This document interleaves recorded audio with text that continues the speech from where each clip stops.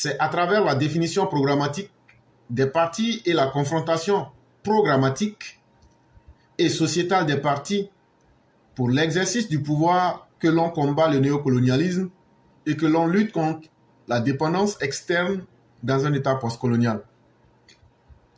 C'est notre père Alexis Diette qui nous rappelle que lorsqu'on est dans un État comme la Côte d'Ivoire, qui a pris son indépendance en 1960, et donc après avoir pris son indépendance, si on pense qu'on veut se libérer de la tutelle du colonialisme, si on veut être réellement indépendant de l'extérieur, la meilleure manière, c'est de faire la politique en basant cette politique-là sur des programmes clairs de société, des programmes de société clairs.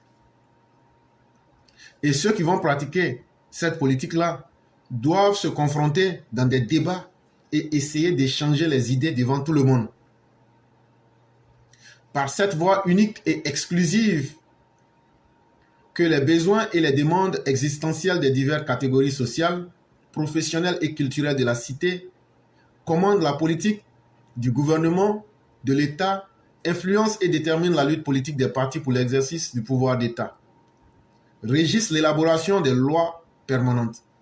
Il dit c'est simplement de cette façon-là qu'on pourra être capable de répondre aux besoins d'abord même des différentes couches de notre société. Parce que comment vous voulez lutter contre la dépendance extérieure si vous n'arrivez pas à renforcer la capacité même des différentes couches de votre société?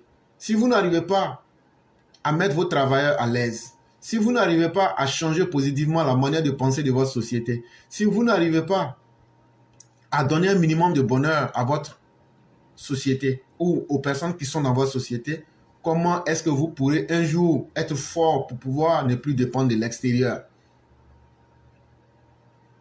Parce que lorsque vous mettez des programmes clairs que tout le monde connaît et que vous agissez sur ça et que cela arrange le peuple, ça finit par influencer le peuple, ça influence le pouvoir et ça fait que les gens finissent par comprendre. Et ça permet même de bien contrôler les lois. Et ça donne donc un environnement qui est sécurisé, un environnement qui est apte à pouvoir offrir des conditions de vie meilleures à tout être humain. Et à partir de cette confiance-là, vous pouvez donc devenir, puisque vous êtes déjà fort stable à l'intérieur, pouvoir ne plus dépendre de l'extérieur. C'est par cette voie exclusive que sont endogénisés le pouvoir et l'État. Il dit c'est par cette stratégie-là qu'on peut faire la gestion en interne du pouvoir et la gestion de l'État. Là, quand c'est comme ça, là, puisque tout est déjà bon et clair et que vous gérez, c'est ce qu'il a appelé ici l'endogénéisation. Il a dit endogénéiser. Ça veut dire à l'intérieur d'eux. Effectivement, la gestion du pouvoir n'est pas seulement quelque chose qui se passe à l'intérieur d'un pays, il y a aussi l'influence extérieure. Mais si tu n'es pas fort à l'intérieur, si tu n'as pas une politique claire, si tu n'as pas une politique qui est bien calibrée et donc qui est mise dans un canevas où tout est visible, tu ne pourras jamais être fort. Et contrairement à ce que nous sommes en train de dire, tous ceux qui estiment qu'ils sont dans une lutte contre des colons, ou bien une lutte colonialiste, ou bien une lutte contre d'éventuels impérialistes, mais eux-mêmes, quand on regarde leur rapport aux colons, vous voyez que c'est des gens qui dépendent encore du colon, quelle que soit la forme. Parce qu'eux-mêmes ne font pas d'efforts, parce qu'ils n'ont pas de programme clair, ils n'ont pas de vision claire. Ça fait que même quand ils viennent au pouvoir, ils sont obligés de compter sur le colon pour pouvoir essayer de régler leurs problèmes en interne, à l'intérieur de leur pays. La vraie lutte de libération anticolonialiste dans un État postcolonial est nécessairement démocratique et électorale. Le minimum donc pour dire qu'on est en train de mener une lutte, parce que je n'aime pas le terme anticolonialiste, parce que pour moi ça n'existe pas, mais en fait moi j'utilise ça comme un argument de lâcheté pour se cacher. Le monde est un rapport de force. Là je suis d'accord avec le grand maître Hegel, et même aussi avec Friedrich Nietzsche. Le monde est un rapport de force. Si tu joues le ver de terre, on t'écrase. Il n'y a rien à faire. Il faut que tu sois ton surhomme. Il faut que tu sois ton propre Dieu. Il faut que tu défendes ta nature et tu proclames ta nature. C'est ce que les gens respecteront en toi. Mais nous, on veut lutter contre des colons. Mais demain, là, c'est eux qui nous habillent. C'est eux, leur système de pensée qu'on utilise. C'est leur nourriture qu'on mange. C'est leurs médicaments qu'on prend pour se soigner. Il y a combien de nos dirigeants, quand ils sont malades, on leur dit, bon, même celui-même qui se proclame être le soi-disant combattant de la liberté anticolonialiste, quand il est malade là, aujourd'hui c'est où il va se soigner, en Belgique. Si tu vas là-bas quand tu vas faire comment maintenant? Ça veut dire que donc c'est du faux, c'est du flatou vocis, c'est du mensonge qu'ils vendent au peuple. Laurent Gbagbo, faut te soigner en Côte d'Ivoire. Là comme ça on va savoir que les colons là, ne vont pas te tuer. Et donc c'est là que vous vous rendez compte qu'il n'y a pas de colons. Mais c'est une expression que ces personnes utilisent pour tromper le peuple. Si toi tu dis que tu n'aimes pas les blancs, mais quand tu es malade, tu vas te soigner chez eux. C'est une grande contradiction. Et donc c'est ces problèmes-là qu'il faut corriger, c'est ces défaillances-là qu'il faut corriger d'abord.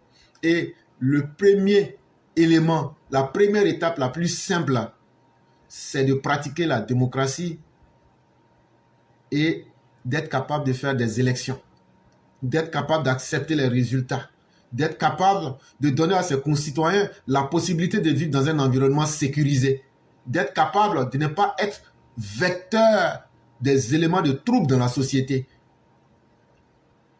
Mais est-ce que ceux qui disent qu'ils veulent libérer l'Afrique, ceux qui se disent aujourd'hui les panafricains, eux tous ont des gens, des visas, des passeports de d'autres pays. Eux tous utilisent la science du colon. Maintenant, posez-vous la question. Quand tu étudies dans la science de quelqu'un, est-ce que la personne va tout te donner pour se suicider? Pas du tout.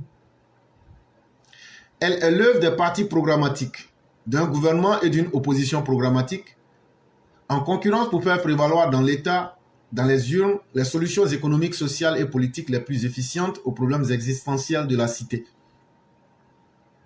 Il dit donc pour arriver à imposer un État qui est basé sur la démocratie, et donc dans un État où les élections se tiennent et le vaincu accepte qu'il a perdu, et le vainqueur est félicité, et donc on lui permet de dérouler son programme de société. Entre-temps, l'opposition aussi dit, même si on n'avait pas gagné, mais regardez aujourd'hui, on critique la politique du parti qui a gagné les élections et on montre la beauté de notre programme. Même quand nous n'avons pas été élus, on dit voilà, si nous avions été élus, voici ce que nous disions et voici ce qui vous aurait permis d'aller de l'avant. Et ça permet donc de faire de la concurrence. Parce que l'État lui-même se sert en difficulté. C'est un exemple que je prends. Parce qu'il y a un concurrent qui a un produit qu'il peut proposer, même s'il n'est pas au pouvoir. Et donc, ça impose une certaine concurrence à l'État de vouloir bien faire les choses et de s'améliorer. Malheureusement, c'est un drame dans nos pays africains, particulièrement en Côte d'Ivoire. Quand une opposition est faible, quand une opposition est inexistante, l'État en place se retrouve dans une posture de ne plus avoir à craindre quoi que ce soit.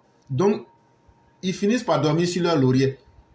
Mais s'il y a une opposition intelligente qui peut critiquer de façon positive le travail de ceux qui gèrent l'État et aussi montrer leur propre programme à côté pour dire « Ah, vous ne nous avez pas élus, hein, mais regardez ce que nous on vous proposait sur cette question-là. Est-ce que ce n'est pas mieux que ce que vous voyez là ?» Ça impose une concurrence dans l'État, mais aussi dans les urnes. Et ça donne une variété de solutions aux problèmes de notre société, que ce soit au plan économique, au plan social, au plan politique. Et ça rend plus efficace notre société face aux problèmes de notre temps moderne et de notre pays. C'était un texte du père Alexis Diette.